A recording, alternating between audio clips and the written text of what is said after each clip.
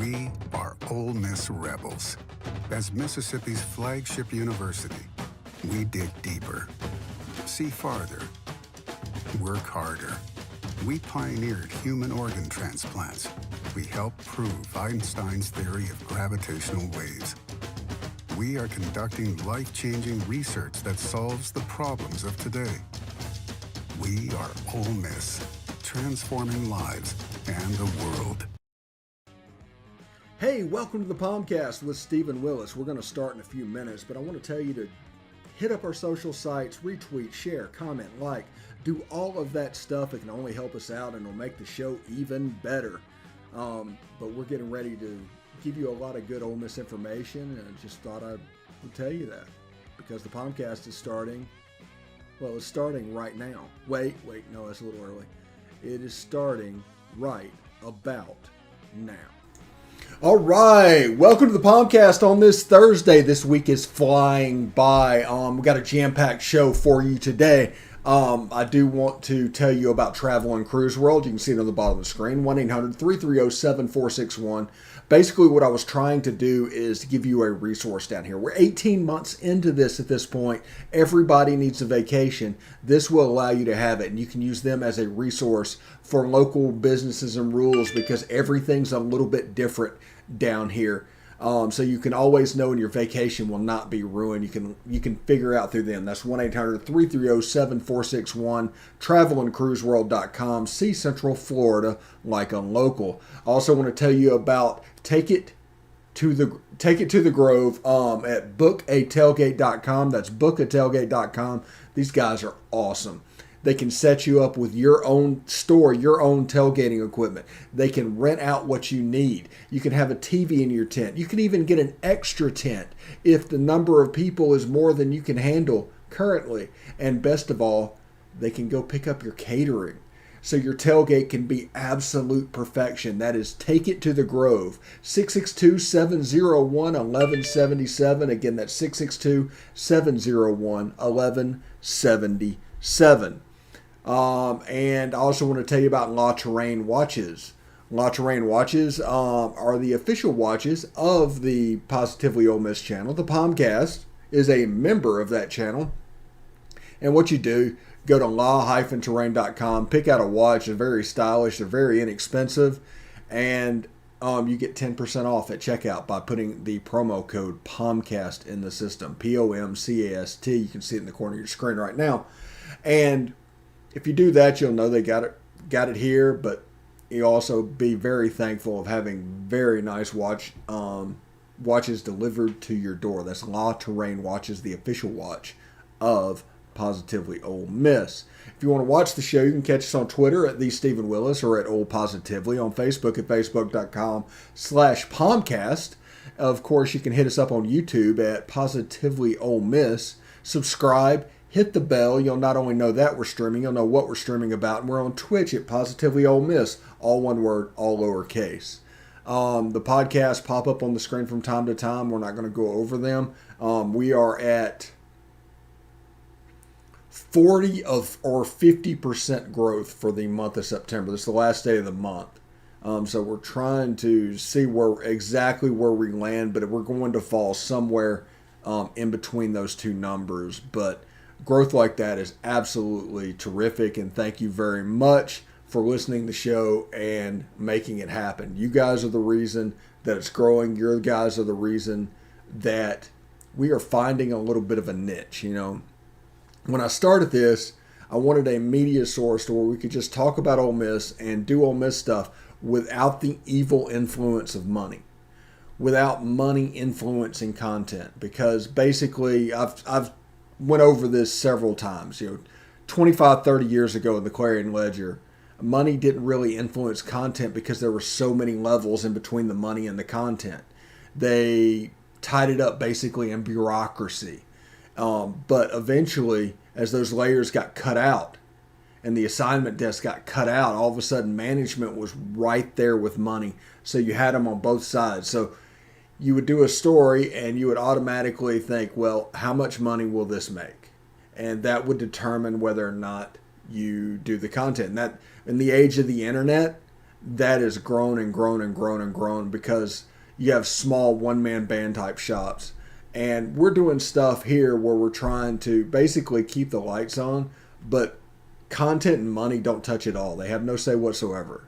It just doesn't matter. If you are upset by something that we do on the show and leave, we will hate to lose you and everything, but I mean, that's the price it pays because there is no influence, no content, no influence on content whatsoever. And we're proud of that. And because we're not in this just to make money, we're not in this to get rich. We're not even in this for ego.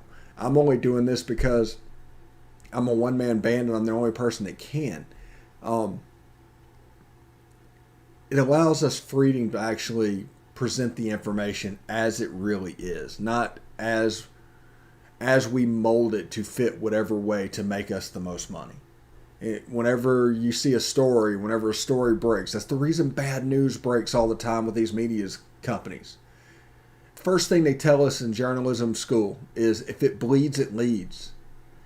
And bad news is going to get the attention of people more than good news. So that's also going to string any group that counts subscriptions or views or something like that going through. It's essentially clickbait. And so understand that you need to ask the question, why did they write this story? Not just take things as fact as it actually happened. Just why did they write this story? That's something you need to do. All right, we got a jam-packed story today. Sorry I went off on a little rant there. We've got the keys to victory for Ole Miss. It's a short list for the Alabama game this weekend. Good team, really good team, best team in the country probably, or maybe second. But either way, they're in a tier by themselves or with Georgia. That's basically how you set that up. And we're going to go over those keys. We got 2 commitments yesterday, and Quinshon Judkins and Jarell Stinson from Alabama, coincidentally. Good players, really good players. I was very impressed. I did a brief film study on both of them yesterday, and they both did things that really impressed me. So we will tell you about that in part 2. After the break, when we come back, we will get into basketball media day because basketball season is coming up.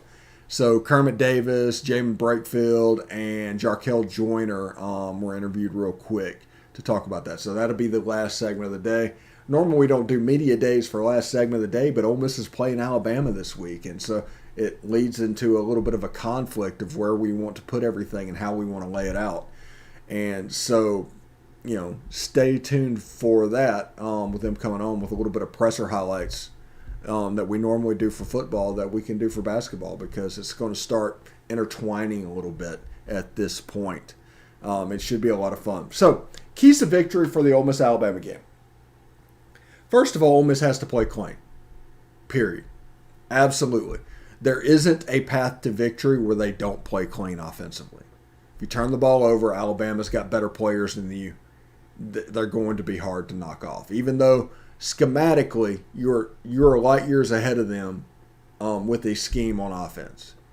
It's weird, even though because the GOAT's on the other side, but the offensive scheme is probably the best in football right now. I don't even say NFL, high school, college. It's the best in football right now.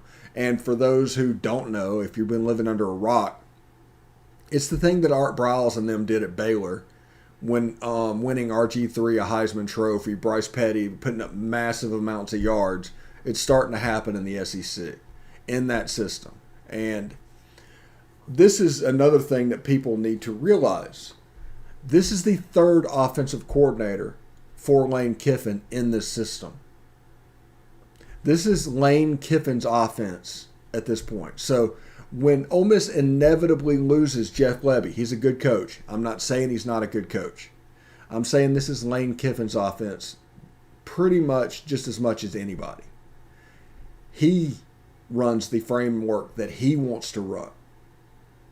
And Jeff Lebby, a great coach. Kendall Briles, great coach. Charlie Weiss Jr. was in between. They ran this offense with him at FAU, in between those two coaches. But Kendall Briles and Jeff Lebby are from that Baylor tree. Charlie Weiss, moved after the fact. He's not from that tree. And what you need to realize, what he likes to do is bringing Baylor guys in to install the offense. Once it's installed, it's a little bit easier for others to teach others how to do it. But whenever you have to blanket teach everybody how it's run, the Baylor guys are the good fit. That's the reason on Lane's first-year staff, it was 3 or 4 Baylor coaches on that staff, because you just wanted to teach that. It's going to get a little bit easier, and you're able to make a little bit of changes, as you can see with Joe John Finley and Randy Clements and those guys separating before this year. Leading into this, you had all of those guys telling everybody exactly how they wanted offensively, and it's working out. You can see how they're playing. You can see how they're doing right now, and it's really impressive. Now, another key to victory is do not let Alabama get loose on special teams. Special teams scare the hell out of me tonight. Just absolutely scare the hell out of me. Is it Jamison Williams? I forget his first name. He's the kid from Ohio State. He's got 5 touchdowns this season of over 80 yards. That includes 2 kick returns and I think 3 passes at this point. He's dangerous. He's a game changer. How many Ole Miss Alabama games has Ole Miss walked in with a chance to win the game that a special team issue happens? It might be David Palmer or Tyrone Prothro or, Eddie Jackson or something. A punt return turned 2016. Ole Miss was on the way to beating Alabama 3rd straight year. You were completely in Alabama's head, and that punt return completely turned it around, by the way. And Ole Miss ended up losing that game, and that started the downslide, like the rapid downslide. The Hugh Freeze stuff happened after the fact, and it wasn't pretty at all, but it's something to really wrap your head around. But they were genuinely in Nick Saban's head at that point. Now, Ole Miss needs to play clean. They need to not kick the ball to Jamison Williams. I'd almost kick the ball just straight out of bounds. Just give Alabama the ball at the 35 every time if you can't get it into the end zone. He scares me that much offensively. Now, in the pass game, they're going to take shots of him doing it, but that's what you want them to do. That's the basis of this defense, is wanting Alabama to take those shots downfield into those tight windows, especially with a younger quarterback like Bryce Young. That's kind of what you want. I'm not really necessarily afraid of that. He's a great player. He can make plays, and he can definitely make you pay. But special teams is kind of the thing that I'm worried about. I'm not necessarily worried about punt return for whatever reason, but I'm worried about kickoff return. Remember those games that Ole Miss beat Alabama in 14 and 15? They involved a fumble on the kickoff return. Ole Miss scored, was able to get a fumble, and they were able to score again. They were able to stack 14 points up real quick. So special teams, when Ole Miss wins, have been effective. When Ole Miss has lost against Alabama, in situations where they were close to Alabama and maybe could win the game, special teams has cost them the game. So I'm looking at that. Defensively, I need to see a little bit of a pass rush. I know, drop 8, everything's going on. I want to see Sam Williams work a little bit. I want to see Cedric Johnson going home work a little bit. In the middle, I want to see the nose guard, Quentin Bivens, who's been excellent through 3 games this season, work a little bit. I want to see Chance Campbell have a day. I don't know if Jake Springer's going to play, but if he plays, or if Keegan Smith is playing that position, him and Otis Reese on the outside, I think they should do some things formationally to mess with the young quarterback. Show everybody, go back into your drop 8, show everybody, bring everybody. You don't know where the bodies are going to come. Now, protect yourself. I don't know if there's a world where a 2 deep shouldn't be played, but, we will see. Alabama over the last couple of years have done a fantastic, it's the Norm Chow stuff with Steve Sarkisian of attacking the space behind the linebackers and in front of the safeties. You have one guy to break a tackle or make him miss, and you're off to the races. We need to do a little bit better job in pass coverage. Hopefully this new system will take away that space, and you'll see Otis Reese kind of hanging in there, just waiting for people to come across the middle. And defensively, no silly targeting penalties. Stay in the game. We need you today. We need you against Arkansas next week. So we need to play clean offensively and defensively. We need to avoid giving up the big play on special teams. And we need to really protect the space between the linebackers and the safeties. All the deep passes, get all the pub.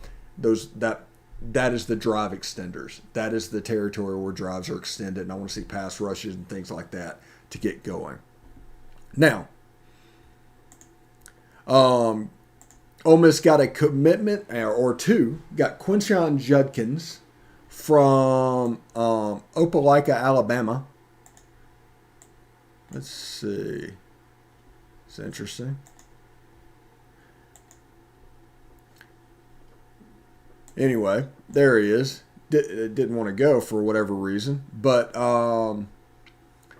he is an elite guy. He has nice lateral movement. If you see him looking on the side, he can run a little bit as well. He's patient. He's a good back. He reminds me a lot of Alabama's former back, T.J. Yeldon. And he's just a really good player. He's the type of player that Alabama built this dynasty on. And I'm really excited about this running back. Henry Parrish provides, an upgrade a little bit of doing certain things offensively. This guy's the same way. And as much as we run the ball, and that's what people don't realize about this offense, right now we are at 60% run. We're just doing it with Jerry and Ely and then Snoop Connor and then Henry Parrish. All those guys are staying fresh. But we run the ball consistently. And a player like Quinshon Judkins will absolutely take that running back room and move it forward into the next level. It's all about competition, as you know, when it comes to this team. And this will just be another example of competition that they have to deal with. Another commitment we got was Jarell Stinson from Opelika.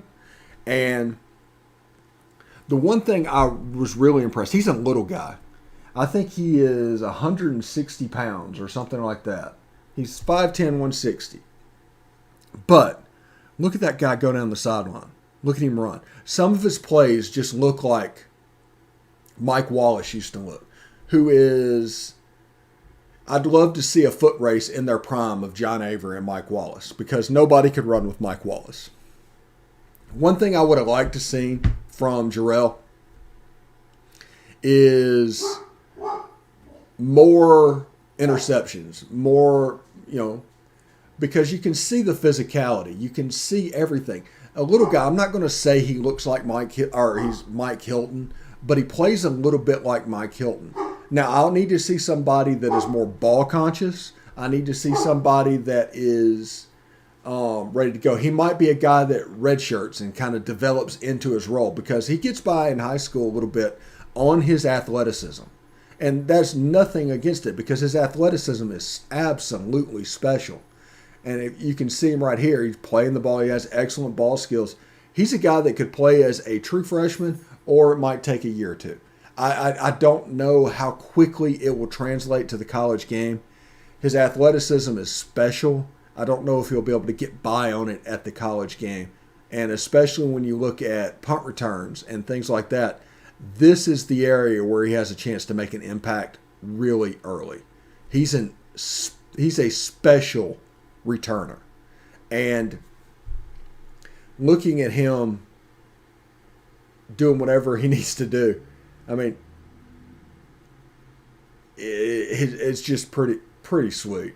I mean, there's plays happening. The only reason that wasn't a touchdown is because somebody was so out of position on punt coverage they had two men back. That's the only reason that play wasn't a touchdown. But he plays more physical than I expected whenever I turned this on.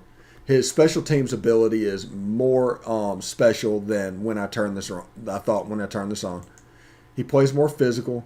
Special teams are great. Like I said, I'd like to see more interceptions. I'd like to see more of the ball skills, but he does a nice job in coverage of knocking the ball out of the hand of a receiver that gets his hands on the ball. So that's not necessarily ball skills per se, but that's an excellent skill to have. That's excellent hand-eye coordination. I bet he'd be a terrific boxer. But Jarell Stinson is rated at like 89, 88 on 24/7's composite, like right on the edge of being a 4-star. And there's a lot of guys, and you can see by the way he plays, he absolutely deserves it. The other thing is Quinshon Judkins should be there as well. He is criminally underranked. He is the best running back that I've seen Ole Miss recruit. I don't know when a better running back was recruited. We didn't have film back with Deuce. Maybe not those guys that Hugh Freeze had. There was a little bit of trouble running the ball. Maybe Dexter's high school film is the closest thing, but he's a lot bigger than Dexter. He's 5'10", 210 pounds. He's a big guy. And it'll be interesting to see him develop. It really will, as this moves forward. We are going to take a short break, and we will, let's see, I need to do this. I don't know, why do I always forget to do this? We take a short break. When we come back, I will tell you a little bit about basketball media days that happened over at the Pavilion. So they're getting ready for basketball season in a few weeks around Thanksgiving. It's always sad, though, whenever basketball season kicks off in earnest, because that means football season is dying. So I'm looking forward to seeing what is going on. But we're going to take a short break and stick around. We'll be right back with a little bit of basketball media days.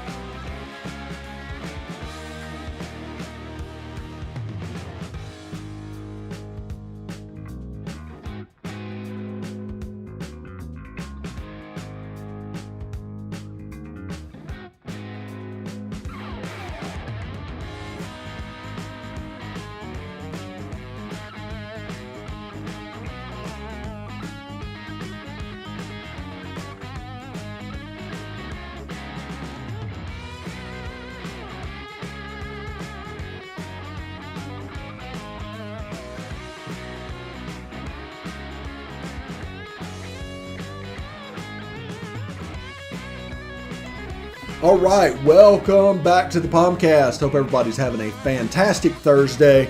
We're having a pretty great one. Tomorrow I get my annual pass for Disney. Very fired up about that. Just in time for Disney's 50th anniversary celebration, which also starts tomorrow.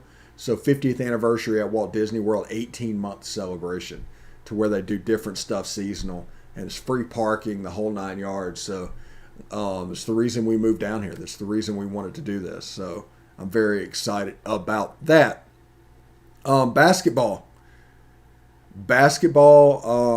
is getting ready to start. It's about 2 months away. They're starting practice. Media days were yesterday.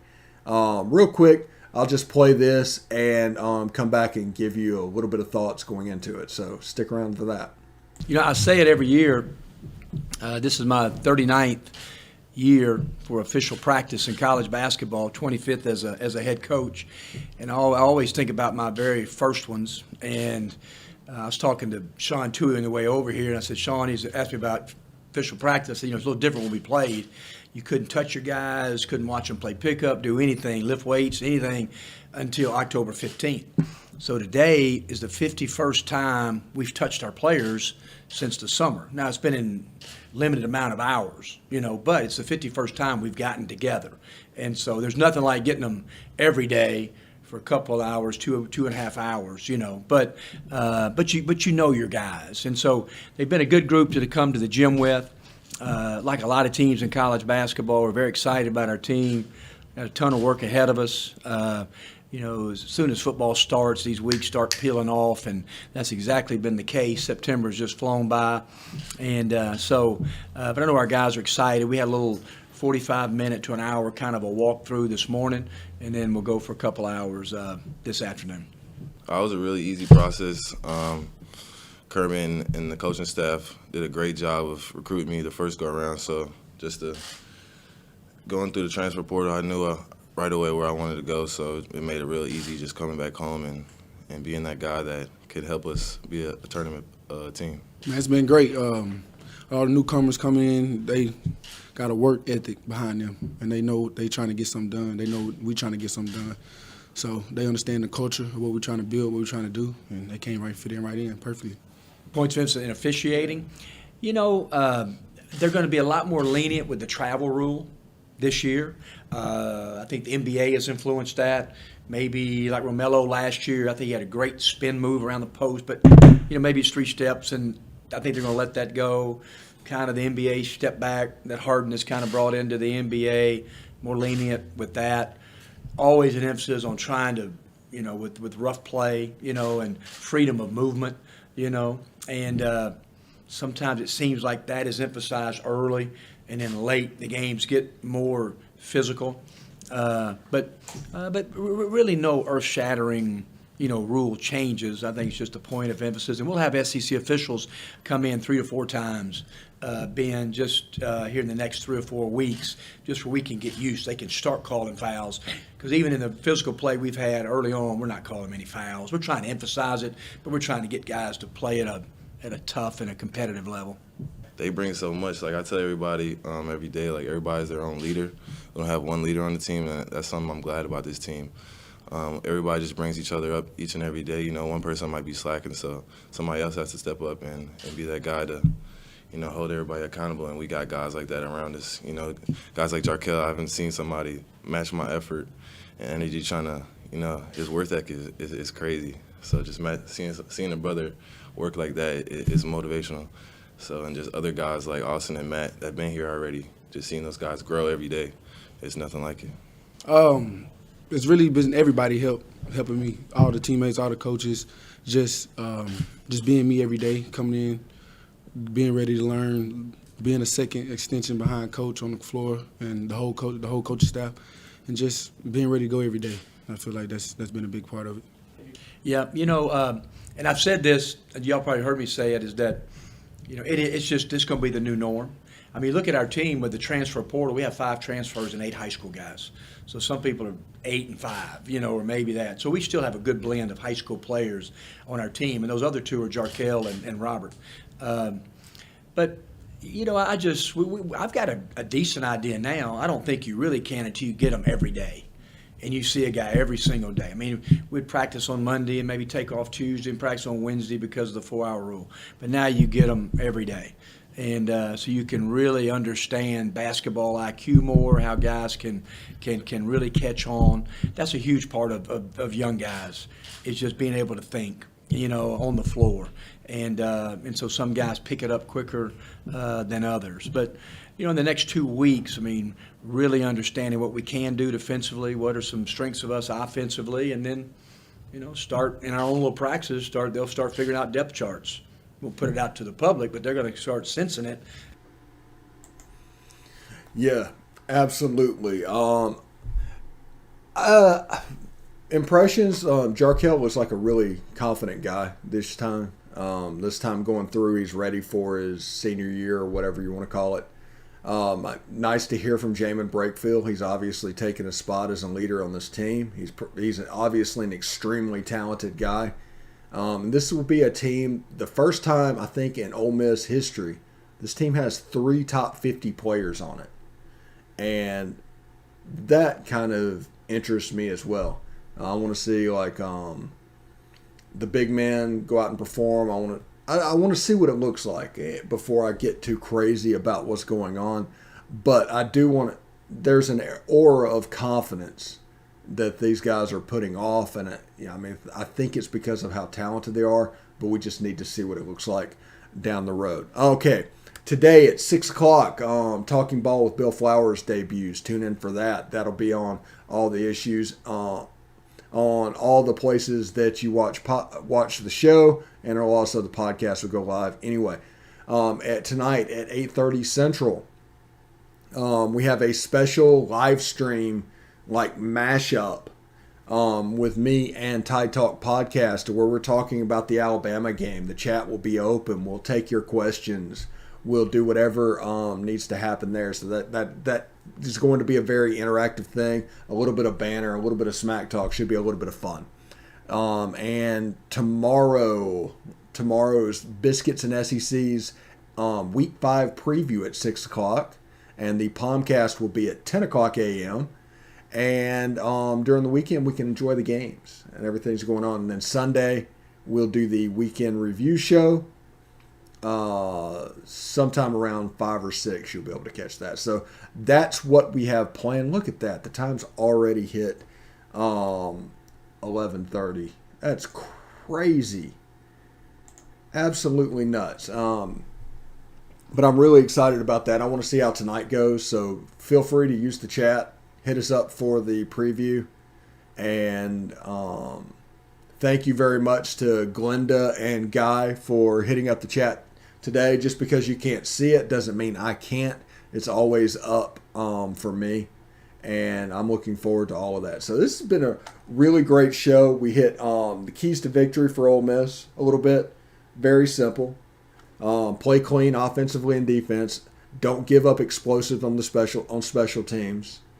And fill the space behind the linebackers in front of the safeties. Those are the 3 keys, kind of the victory for the Ole Miss offense. Now, this being a Bill O'Brien offense, I don't know how much Bama will attack that area. So you might be able to control that space, but I do know that is where they have killed us over the last couple of years. So I want to thank everybody for tuning in. We'll be back tomorrow, same time, for the POMcast tonight. Mashup. Looking forward to that. Little preview. Talking ball with Bill Flowers is tonight, and tomorrow's weekend preview with Biscuits and SEC. So tons of stuff coming up for you guys. I want everybody to have a good time, have fun, and hotty toddy.